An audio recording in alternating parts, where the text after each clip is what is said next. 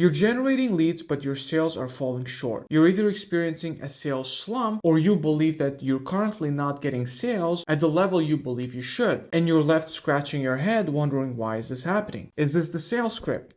Is it the lead quality? Or is it my sales team that's dropping the ball? In this video, I'm going to show you a very simple sales analysis tool that I use in my personal client's business to understand the exact part that's broken in the sales process or in the sales team. And then I'm also going to give you practical advice on how to fix those sales system or sales team issues. And it's the same principles and sales tools that I've used personally when I was working at Passion.io, and I helped them to scale a new product and a new sales team from $0 to $5 million in sales in 2 years flat. Hi, my name's Nazim and welcome to my YouTube channel. I'm a marketing consultant, and in the last 10 years, I've made my clients over $40 million in sales. And though naturally I'm very biased towards marketing, I have to admit, sales is king. There are far more businesses that are lacking good sales processes and sales skills than marketing or lead generation. And an organization with good sales processes will survive and even thrive even despite not having enough leads, simply because they're really good at maximizing and getting the most out of each opportunity. Unfortunately, also sales can be very tricky because there's data involved, there's sales tech and sales tooling that's involved, there's people's emotions that are selling the thing, and then there's data. You have to analyze all of this data and basically try to understand what part of your sales process or sales team, sales morale is broken to be able to fix it. But more specifically, to make it super easy for you, there's 3 parts to any sales process. Number 1, there's pre-sales that basically warm up and educate your lead before they get on a sales call with you. Then there's number 2, on sales phase, which is basically everything that's happening on the sales call, from opening, setting the frame, breaking the ice, diving into information gathering, giving them your pitch, and then handling the objections. And then there's number 3, which is post-sales, which is arguably the most important part, and this is where you're going to make the most of your money, and you have to be super diligent with your follow-up. So if you're not getting enough sales, the answer is in one of these 3 parts, guaranteed. And by using a very simple sales tracking process and some sound logic, I'm going to try to help you to understand what part of your sales process right now is broken. And then I'm also going to give you best industry advice on how to fix every sort of specific problem. All right, now let's dive into the first part of this video where I'm going to go onto my laptop now, share my screen, and show you how you can analyze your sales systems with a very simple Google Sheet. And then I'm going to tell you actually how to fix all sorts of sales problems in your business. Okay, perfect. So we're inside of the sales tracking sheet. As you can see, it's divided into 2 tabs, the summary and then month by month breakdown. A quick reminder that this sales tracking sheet can be accessed from this one. It's a part of a bigger tracking system. And as you can see in this master tracking sheet, I have tracking for marketing, for basically calculating different values for your offer, average order value, customer lifetime value. And then there's the epitome of this tracking sheet, tracking system really is this big breakdown of your entire client acquisition funnel. And this big overview basically tells you actually where you might be experiencing the problem in the first place, be it marketing, offer, or sales. I'm not going to get into this in this video. I've covered them already in the other videos. And if you want to check out the other videos, you can go into my playlist.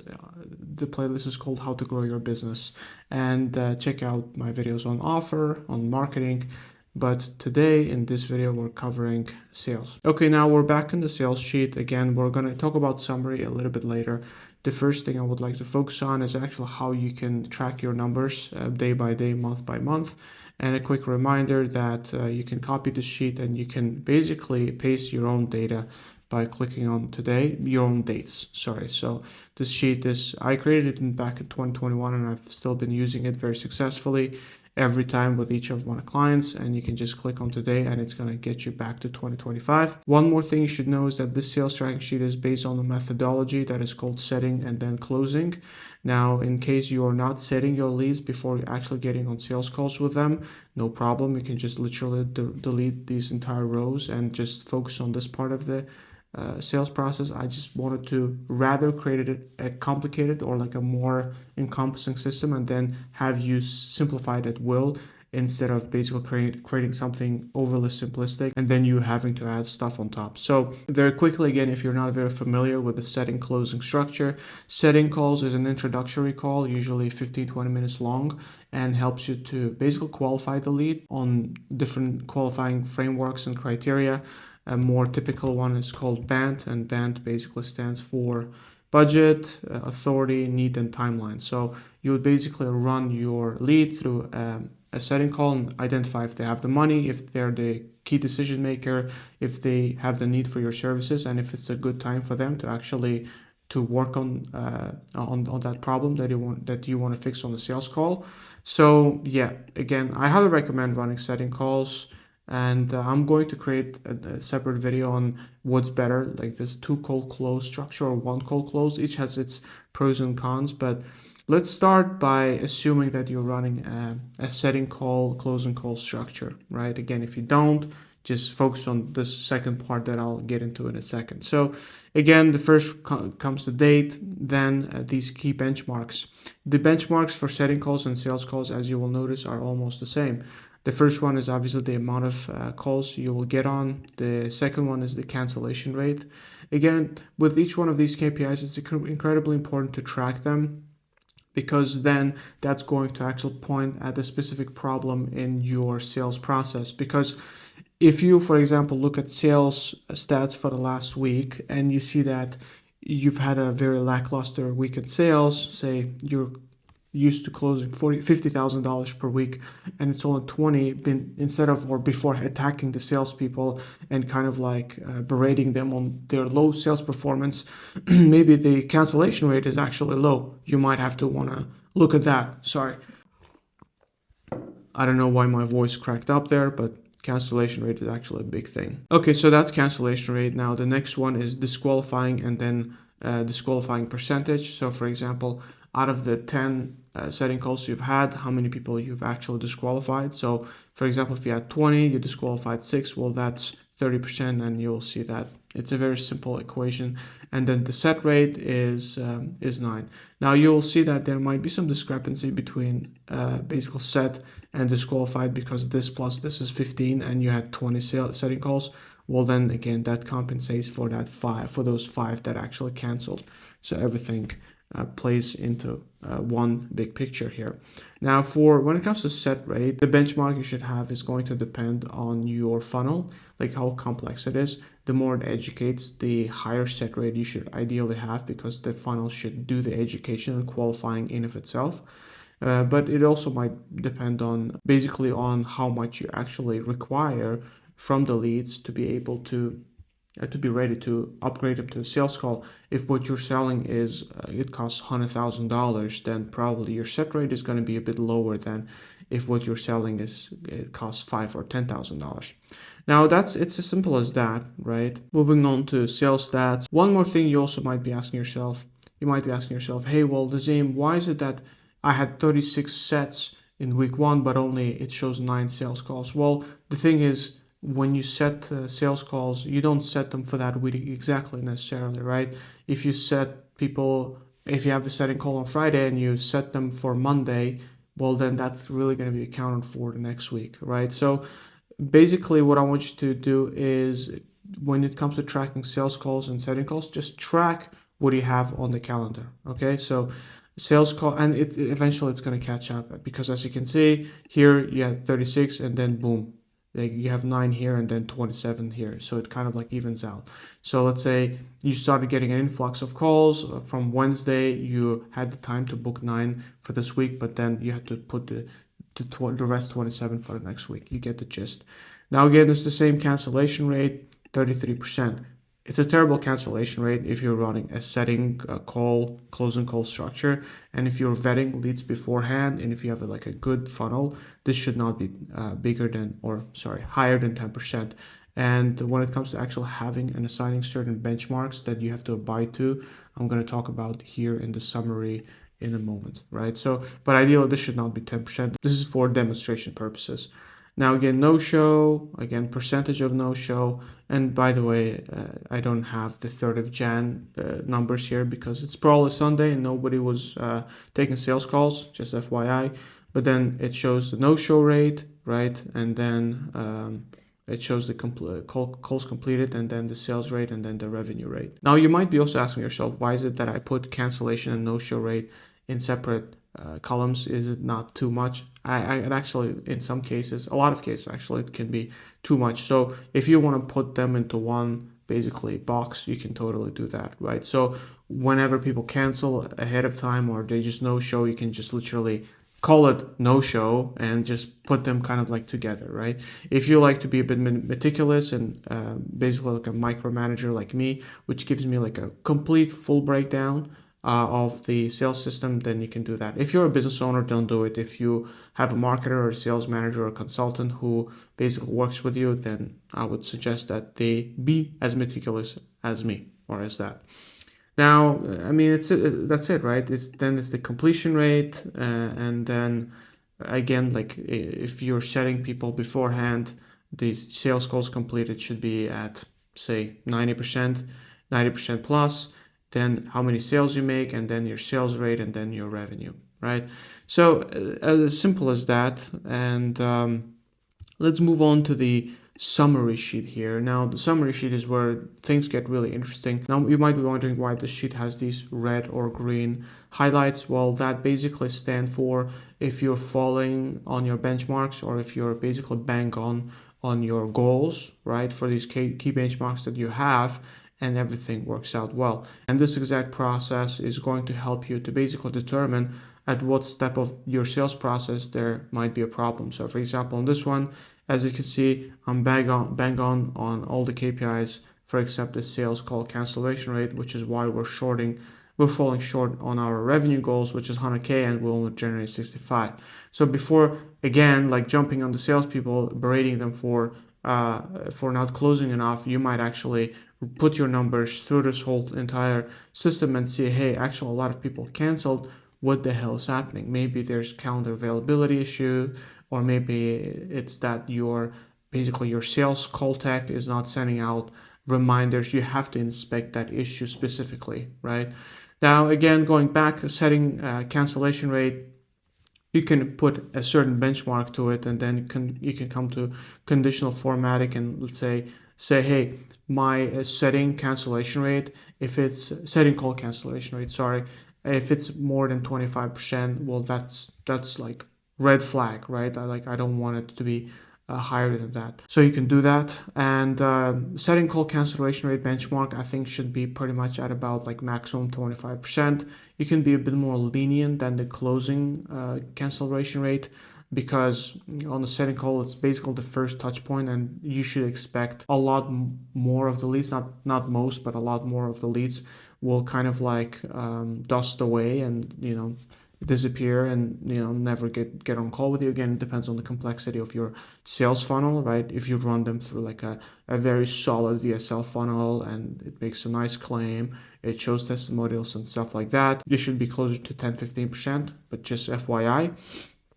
And then disqualification rate, again, you want to have a benchmark for this as well, like a setting disqualifying rate, because if this goes too high, then that's not good either. So if you, for example, get 100 people booked, let's say 20 no-show, and you're left with 80%, and you set only, let's say 40%, or like 40 people, sorry, 30 people, so like 50-60%. It depends again on your offer and your on your niche averages, but I would like to see at least like a 60% set rate on all the leads, right? So if you have 80 calls booked, well, then that means you would have to set at least 48 out of those 80 calls that you got on, right? Again, these numbers you have to cater to yourself, and you can basically figure them out by looking at your historical data, by looking at your best weeks or best months, worst months, and then also mingling with people within your network, your competitors or other people in the industry, and then kind of like there's going to be a general consensus for what the standard averages should be, and then you should just set that goal and you strive toward it. You run it for a month, and then you see how you perform against it, right? Now, again, setting qualifying rate, I want to see at least 60%. Like I said, if this is 20%, this is going to be red, right? It's as simple as that. And then the rest is, again, like sales call cancellation rate, closing rate. One more thing you should guys keep in mind, you might be wondering, hey, why is it that you had 109 calls, 13 sales, but it shows 28%?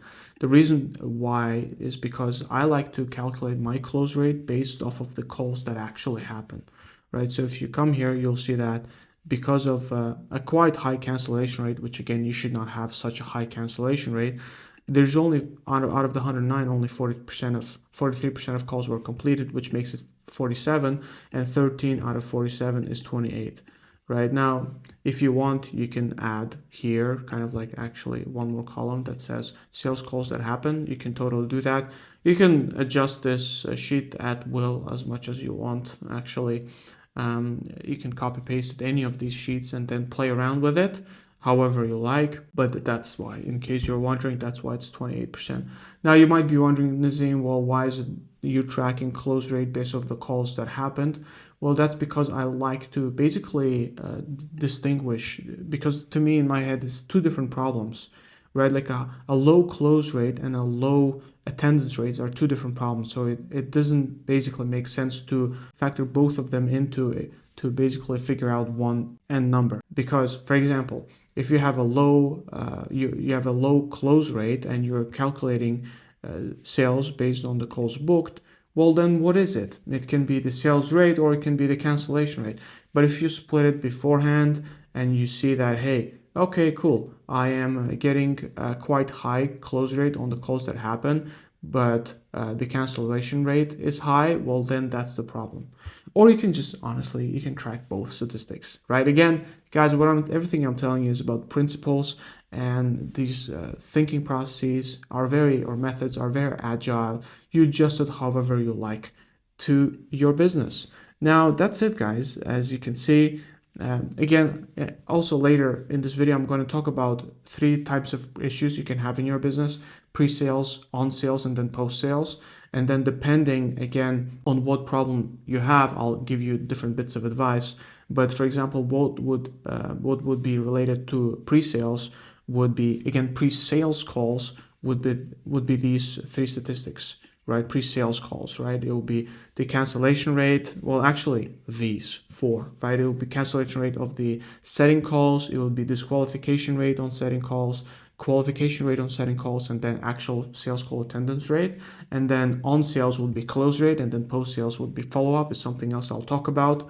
If you choose to follow a more simple structure where you, for example, run people through a questionnaire and choose to not have a setting call, you have like a super strong brand and you can just rely on a questionnaire to qualify the leads and just get them on sales calls right away. Okay, just do this, remove this part, do this, sales call kind of like sheet, and then you can also remove these as well. And then your pre-sales would be sales call cancellation rate, closing rate would be on sales, and then post sales doesn't really have a stat in this tracking sheet, but it's still super important, which is everything's got to do with follow-up, and I'll tell you also how to improve that. But that's it. Very simple, guys. As you can see, my goal with this YouTube channel, my videos, is not to overcomplicate your life, is to simplify it. And these tracking sheets have literally helped my clients generate over $4 million of sales.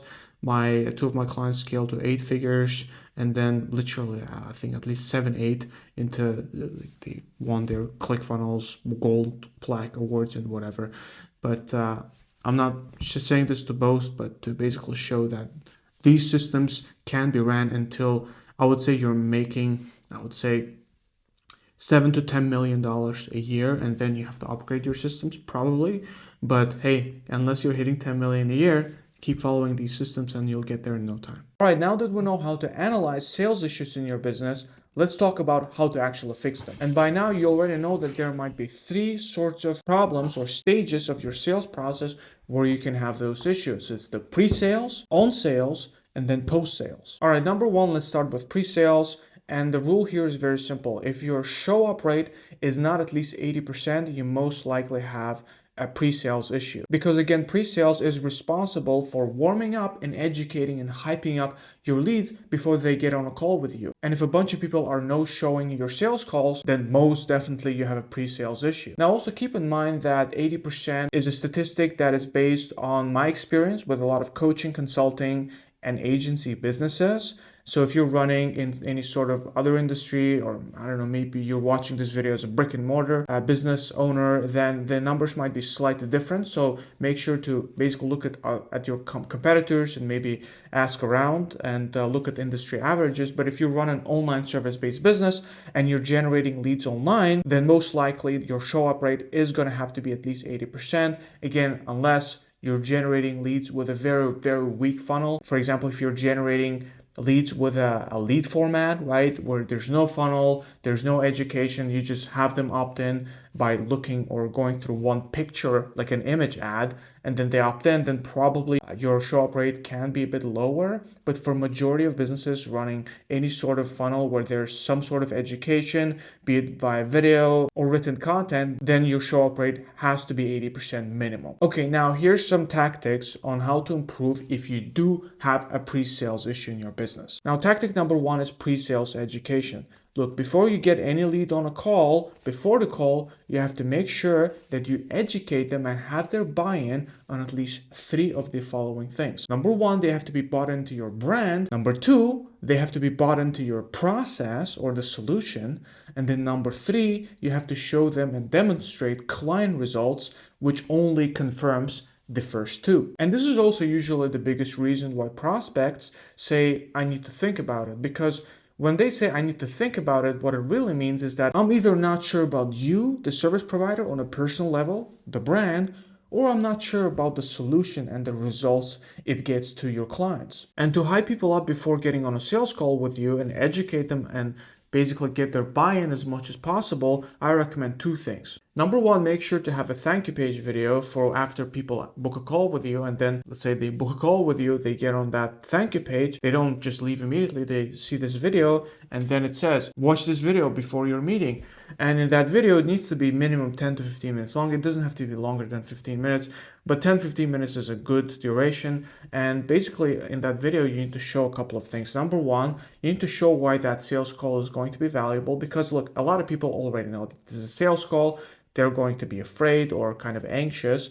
And in that video, you should basically show them, hey, yes, this is a sales call, but you're still going to get a lot of value. For example, if you're looking at them, in my example, if I'm helping my clients scale to $1 million per month, I say, yeah, sure, you're going to get on a call with you and I'm going to quote your price and how I usually work with people. But first, we're going to talk about your business. We're going to audit your business and I'm going to show you what part of your business are probably lacking and give you some food for thought. And even if you don't end up buying from me, you're going to leave the sales call at least with some good insight. So this is just one example and try to adjust it to your business, or to your offer. But basically you need to show that the call is going to be valuable and it's not just going to be a pitch fest. Now, the second thing you should show in that video is why your product or your services are superior to your competitor. And then number 3, you need to show actual client proof and testimonials. This goes without saying. You have to have tons, as much as possible. And I highly recommend that you have it in both video formats and you embed it on that thank you page video, and then actually have text or written screenshots as well. If you're using Trustpilot, perfect, have Trustpilot. If people are sending you Facebook or Instagram DMs, make sure that you screenshot them and put as many as possible. A lot of people disregard the importance of this, and while they have 100 screenshots, they only put 10. But hey, if you have 100, put at least 30. Trust me, it's never enough proof. And then thing number 2 I would like to propose to help you educate your lead as much as possible before a sales call is to actually send them some sort of workbook or some sort of white paper via email or SMS or WhatsApp, whatever your means are, basically however you communicate with your leads before the sales call happen, but send them some sort of digital assets that they can look at. It can be, for example, if you're a fitness coach, it can be a list of questions or some food for thought they need to think about before getting on a call with you, right? So it can be, hey, what are your goals with weight loss? Can you define basically the ideal body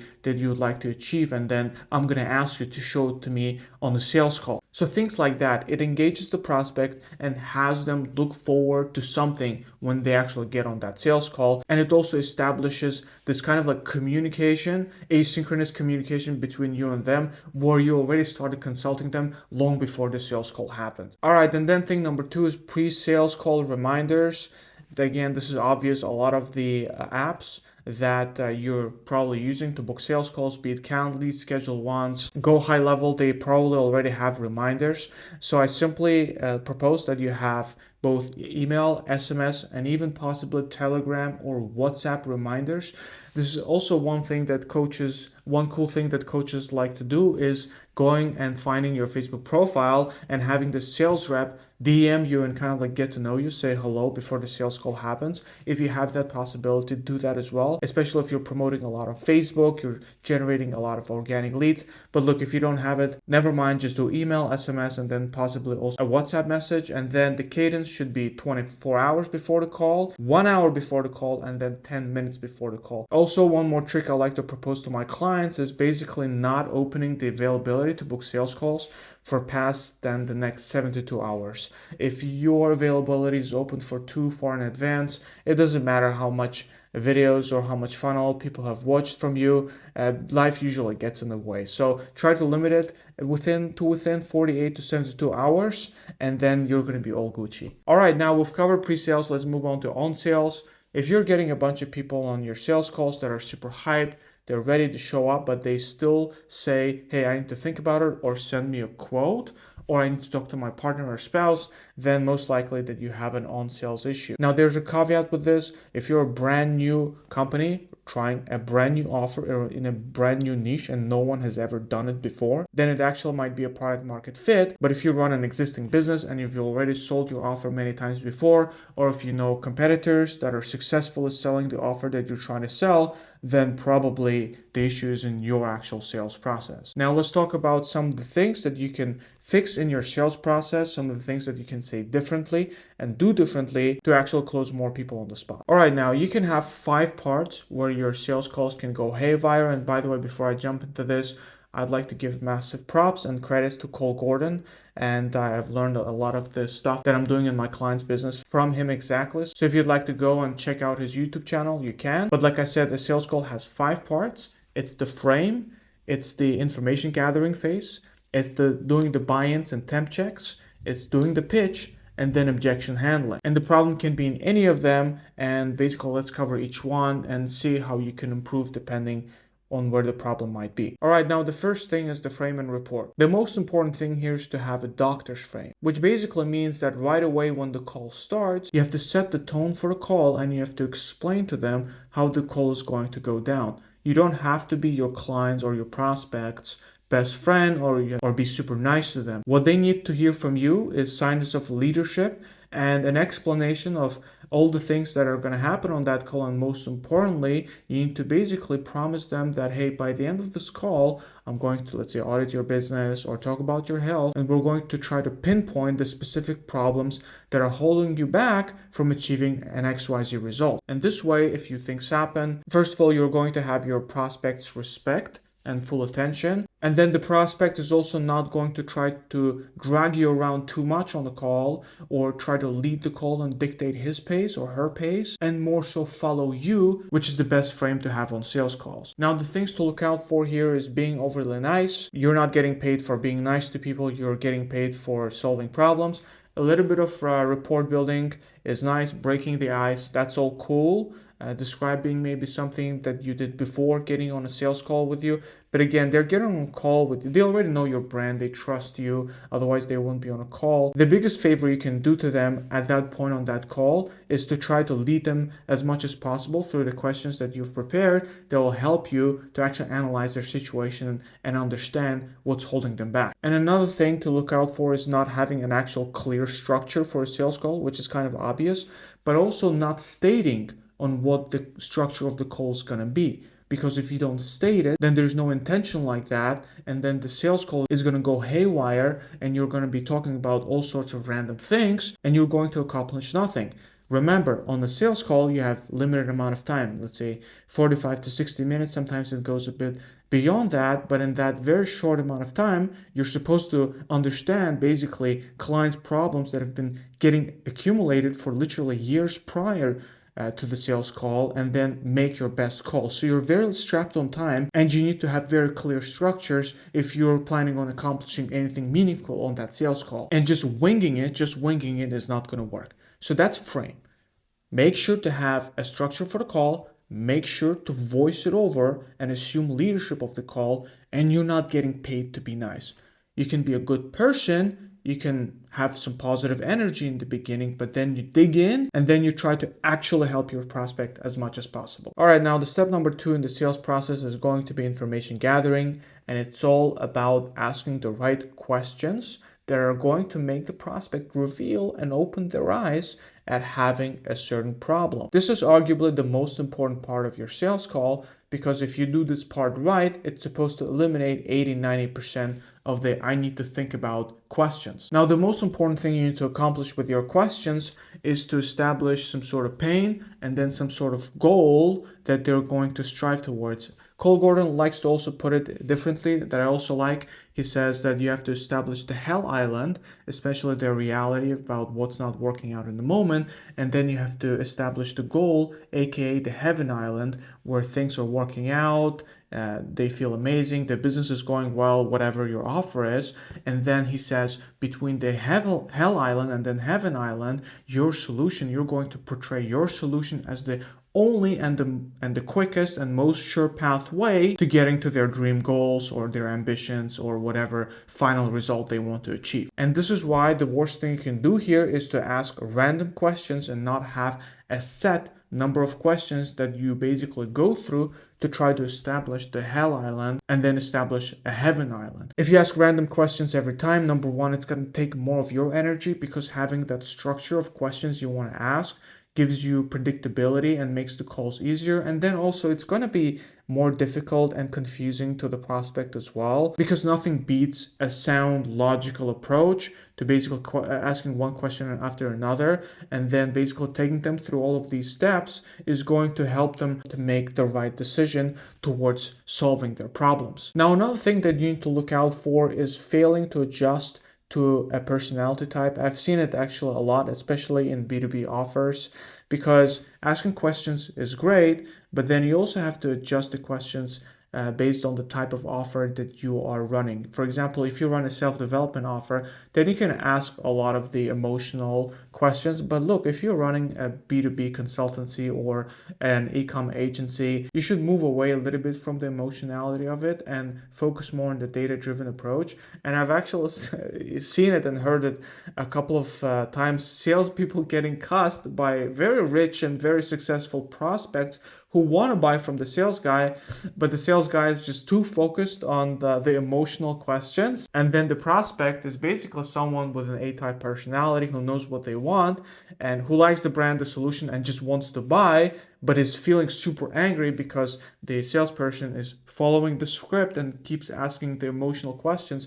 And at the end, they're like, you know what, man, screw you. I'm not, just tell me, what do you guys have? I'm ready to buy. So yeah, early on, try to understand the actual personality type for that person. Do they have a masculine energy or a feminine energy? And both men and women can have different amounts of masculine and feminine energy. Try to also look at their personality type. Are they A-type, or are they more kind of like go with the flow kind of person? And as soon as you discover what their style is, then you can adjust accordingly. All right, part number 3 of a good sales process is having temp checks and buy-ins in your sales process. And the problem here is that a lot of salespeople and a lot of sales processes feel too one-sided. For example, a prospect gets on a call and the salesperson asks a bunch of questions and then immediately rushes into the pitch.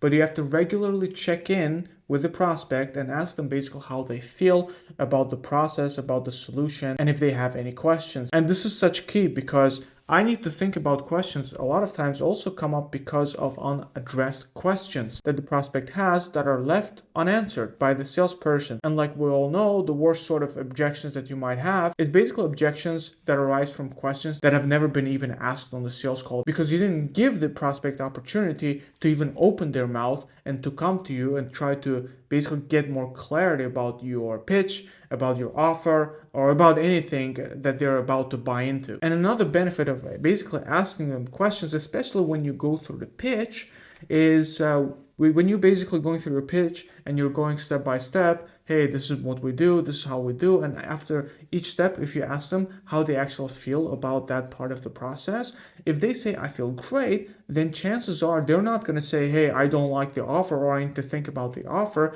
when you drop the price. It would actually look very silly on their part if 10 minutes before they say, hey, I love the offer, I love everything that you explained, and I don't have any questions. And then 10 minutes after they say, hey, I actually have to think about the offer. It's going to look incongruent and it's not going to even make sense. And even if they say it, then most likely it's because of the price or because of the nerves, which is a situation that you can handle a lot easier because now you know at least what the problem is. So again, things to look out for here is not checking in on the prospect, not asking them how they feel about the process, not letting them talk and come to you. Again, make sure to ask a lot of these, how do you feel about that questions? Or another cool thing, again, that I learned from Cole Gordon, maybe he learned from someone else, is basically as you're explaining your process step by step, asking them, what questions do you have about, let's say, step number 2? Is not asking, hey, do you have any questions? Because usually we're trained to just automatically say, no, I don't. But when you ask what questions you have, it automatically assumes that they have some. And I guarantee you this works like magic, because 90% of the time, people actually ask you questions. And again, the key thing here is to get as many questions as possible out of the prospect, is to drain them dry so that they don't have any sort of unaddressed questions, concerns, or doubts about your offer, so that when you drop the price, you, with pretty much 95% certainty, know that, hey, I nailed the pitch, they don't have any questions, they feel fantastic about it. Another thing you can do is basically ask them how they feel about the process or the pitch on a scale from 0 to 10. And if they say, I feel like a 9, and then you drop the price, they say to think about it, that's super incongruent, right? So it's most likely either the nerves or that the price scared them off a little bit. But again, those situations are a lot easier to handle than a prospect holding on to like 3 extra questions that you didn't ask from them. And then, well, good luck trying to get those questions out of them via email follow-up. We all know how that happens.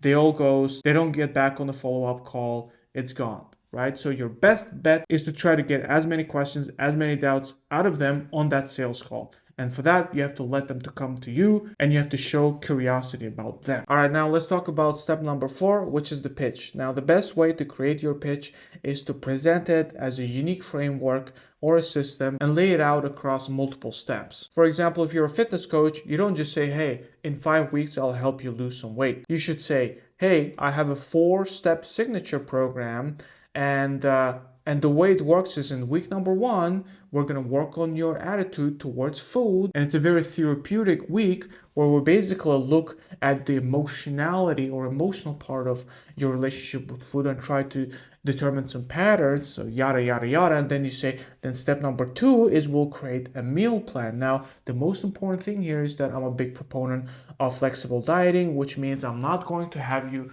do any specific diets. I'm a big fan of basically letting you to eat all sorts of foods. Again, and then you can say step number 3 is I'll audit your history of, let's say, physical trauma or injuries, and we'll do that. And then step number 4 is a workout plan, and then step number 5 can be accountability. But again, the point is that it looks like a very concrete, very specific game plan to help them to achieve their goals. And also another cool thing is, as you're going through your pitch step by step, it gives them tons of opportunity to ask you questions about your offer. Again, like I said previously, the more questions you get out of them, the better, because then that's going to give them the maximum assurance that this program is for them. And again, after you give them the pitch, the most important thing you have to do after you give them the pitch is ask them, let's say Claire or John, On a scale from, again, something I learned from Cole Gordon, props to him, you have to ask them, John or Claire, on a scale from 0 to 10, how confident you feel that my signature program can help you lose 10 kilograms in the next 5 weeks. And again, the goal here is that they give you at the very least an 8.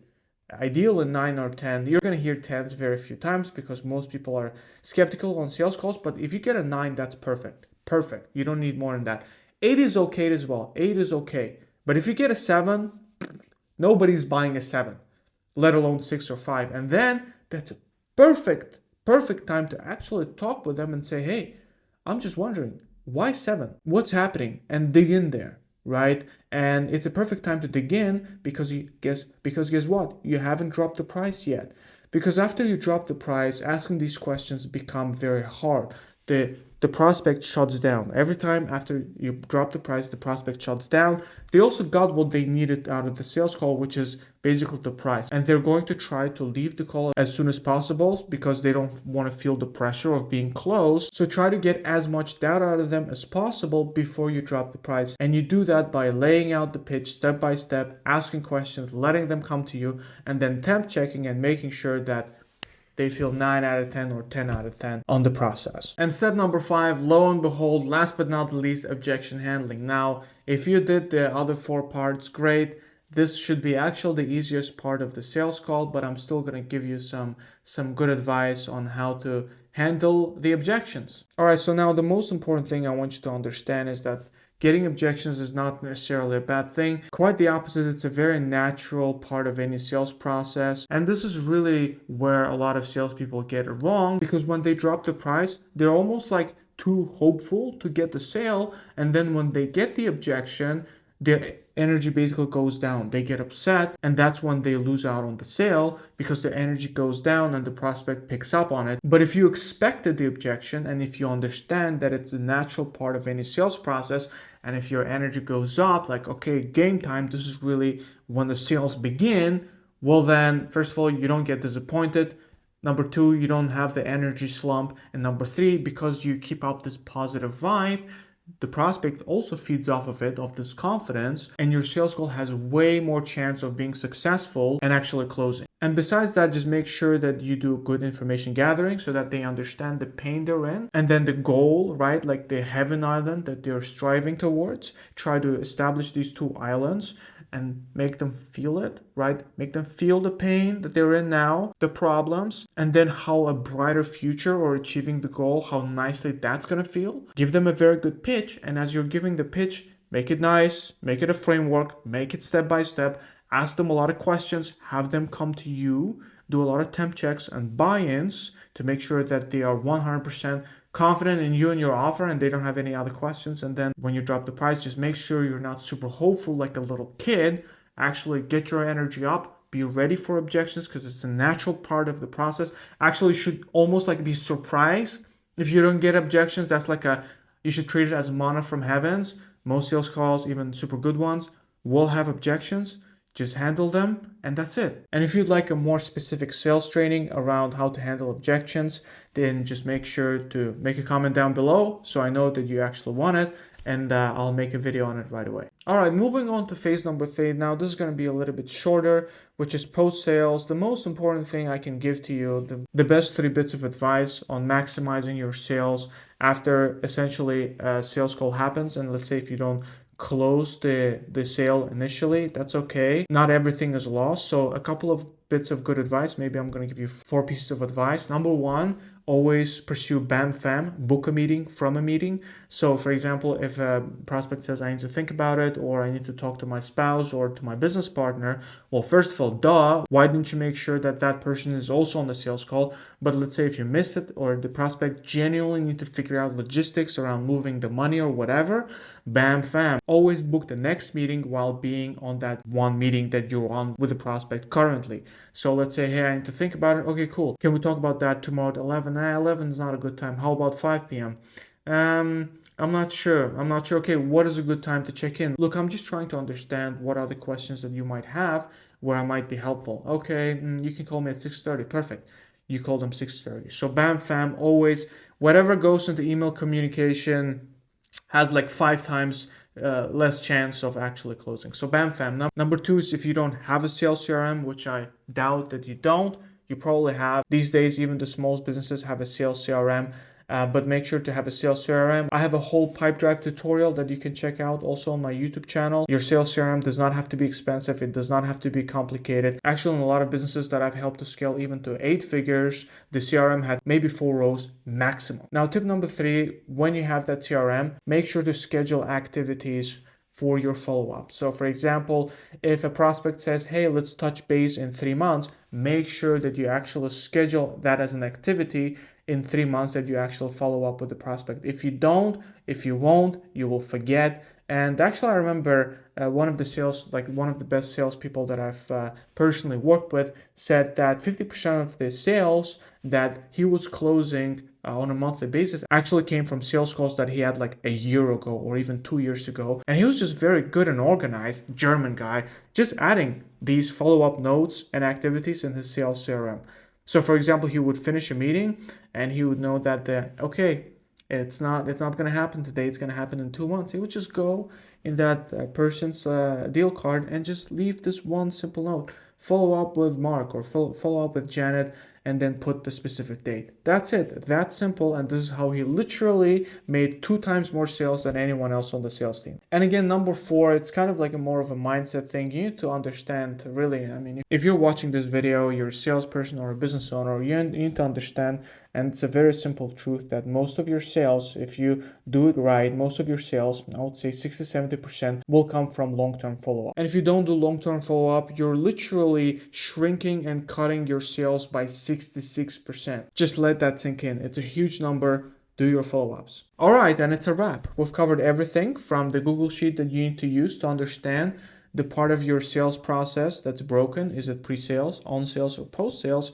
And I also explained to you how to fix each one of them depending where your problem might be. If you like this video, please give this video a thumbs up and subscribe to my channel. And look, if you're on an online service-based business and your business has plateaued for a long time and you don't know how to scale it further, then make sure to go to nazimconsulting.com and apply for a free audit session. On this call, I'm going to ask you the same questions that I ask my private clients to try to understand them, what part of their business is not optimized and how to optimize it, what kind of bottlenecks that part of business might have. It can be that the issues you offer, it can be that it's your marketing and lead gen, or it can be the sales like I described in this video. I'm going to do my best to try to understand and assess your business and then give you the clear roadmap and some clear answers on what's holding you back from scaling to that next level. And that's going to help your business to keep scaling forward. So again, go to nazimconsulting.com, apply for a free audit. And thanks for watching this video. I enjoyed preparing all of this content, and I'll catch you in the next one. Peace.